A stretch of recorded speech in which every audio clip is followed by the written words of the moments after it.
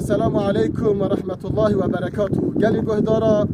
برنامج كيدسم حضور وانا از بحثا بهلول دانه بكم. بهلول دانه زمان هارون رشید بیا. دبیجا روزه کی بهلول دانه توی جیب هارون رشید تخت ویدا روشیه. ده تخت ویدا رازایه. دما رازایه اسکرا دیتیه. اسکرا دیتیه هاتینه لی دانه و لی دانه لی دانه و رابونه هشیار کرنه اوجی خسیه قیراقی خسیه هور گریایه. هارون رشید به حسیایه همن هاتیه. گوت یا چه دردی ته هارون تو چرا و هادکی ای بهلول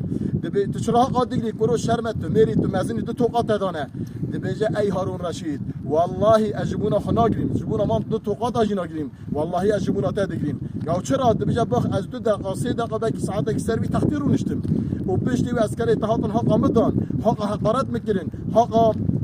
طعب میکردن سری میکشتاندن از ها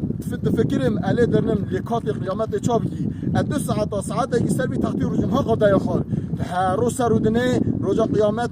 دمات بکبی قبره کات چابگی ایت یه سری تبشکینن یه بین حقا اذیت تبگن چون که اگر تو عادل نبی خدا تعالی جزای حمیت بسینه دمر ها تبیرامه بو قارقارا هوارامه ای هارون رشید عدالتی به ای هارون رشید خدا برتسه ای هارون رشید بعدالتهم بحكم بكاملة خرا حاجة فقير وفقراء تهبه حاجة عدالت هبه ظلم ملت خنکه گری گهدار اوا گرچکتن تشتکی زب مهمه گره ام هشیار بن گره ام توبه دار بن هر فعل مهن حرکت ما ام جزای مکافات به خود ببینن عینی وکی به قصای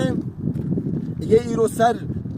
حكمنا يحكم دكن مختار بقرا وملا بقرا ووالي بقرا وبلديه باشخان حتى بقي رئيس الجمهور اير عدالت لما تخرج حكم لكن يا عذابي بكشينن اير عدالت لا بكن يوجه حضرت عمر بن اخوي مكافاته خذ تعالى عدالتي نصيب ما حميه بك في شعوري نصيب ما حميه بك از وحنيا مرات خذتكم السلام عليكم ورحمه